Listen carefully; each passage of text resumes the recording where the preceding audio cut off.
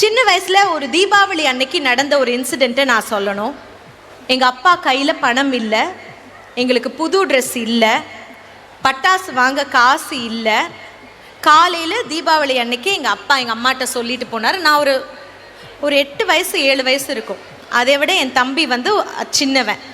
அப்போ எங்கள் அப்பா சொல்லிட்டு போனார், நான் ஈவினிங் எப்படியாவது நான் சமாளித்து பிரியாணியும் பட்டாசும் நான் வாங்கிட்டு வர்றேன் அப்படின்னு சொல்லிட்டு எங்கள் அப்பா போனார். யாரோ அவருக்கு பேமெண்ட் கொடுக்கல போல இருக்குது. அப்புறம் வான்னு இழுத்தடிக்கிறாங்க. எங்கள் அப்பா கையில் காசு இல்லை, என்ன பண்ணுறதுன்னு தெரியலை. எங்கள் அம்மா வந்து இருடி அப்பா வருவாங்க அப்படின்னு சொன்னனால நான் உட்காந்துட்டே இருந்தேன். பக்கத்து வீட்டில் எல்லோரும் பட்டாசு வெடித்தாங்க, இந்த சைடு அந்த சைடு எல்லார் வீட்லேயும் பட்டாசு வெடித்தாங்க. சரண்யா வா, நீயும் வா வந்து வெடின்னு கூப்பிட்டாங்க. இல்லை, எங்கள் அப்பா கண்டிப்பாக வருவார், எங்கள் அப்பா பட்டாசு வாங்கிட்டு வருவார், அந்த பட்டாசு நான் கண்டிப்பாக வெடிப்பேன், நான் வெயிட் பண்ணுறேன் அப்படின்னு சொல்லி 6 மணி ஆச்சு, 7 மணி ஆச்சு, 8 மணி ஆச்சு, 9 மணி ஆச்சு, 9:30 மணியும் ஆச்சு. எங்கள் அப்பா வரல. எல்லோரும் தூங்க போயிட்டாங்க. அதுக்கப்புறமா சரி நம்மளும் போய் தூங்குவோம் அப்படின்னு சொல்லிட்டு நாங்கள் போய் தூங்கிட்டோம். ஆனாலும் எங்கேயோ அப்பா எனக்கு ஹீரோ.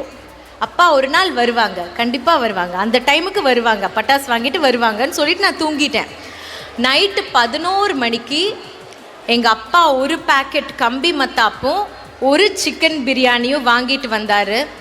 அந்த நிமிஷம் எனக்கு இருந்த பெருமையும் சந்தோஷத்துக்கும் அளவே கிடையாதுமா, அளவே கிடையாது. அந்த பட்டாசு நான் 11 மணிக்கு எங்கப்பா வாங்கிட்டு வந்துட்டார் பட்டாசுன்னு சொல்லி சிரிச்சு அந்த கம்பி மத்தாப்பை சுற்றி அந்த பிரியாணியை நைட்டு 11 மணிக்கு சாப்பிட்டு தூங்கினவளுக்கு இன்னைக்கு இருக்கக்கூடிய குழந்தைகள் இந்த மாதிரி சின்ன சின்ன விஷயங்களை பாராட்டுவது கிடையாது.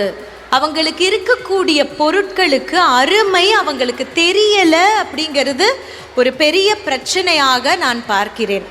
எனக்கு சின்ன வயசில் இருந்த பெரிய வரம் எங்களோட வறுமை. எப்பவுமே சொல்லுவேன், வறுமை ஒரு வரம். குழந்தைகளுக்கு சொத்து சேர்த்து வைக்க வேண்டிய அவசியம் கிடையாது. இவங்களுக்கு தயவு செஞ்சு படிப்பு கொடுங்க, படிப்பு தான் சொத்து. நிறைய பேர் சொல்லுவாங்க டிகிரிலாம் வேஸ்ட்டு, டிகிரி படித்தா ஒன்றுமே ஆக மாட்டேங்குது. நல்லா படித்து பெரிய பெரிய கம்பெனியில் வேலைக்கு போகிறவங்களும் இருக்கிறாங்க. சும்மா ஒரு 50% மார்க் மட்டும் வாங்கி டிகிரியை பேப்பராக கையில் வச்சுக்கிட்டு வேலை தேடுறவங்களும் இருக்கிறாங்க. படிக்கிறது அப்படிங்கிறது நல்ல மார்க்கோடு படிக்கிறது தான் நல்ல படிப்பு. புரிஞ்சு படிக்கணும், நல்ல மார்க்கோடு படிக்கணும், என்ன கான்செப்ட்னாவது புரிஞ்சு படிக்கணும். அப்போ தான் ஒரு கம்பெனியில் வேலை கிடைக்கும்.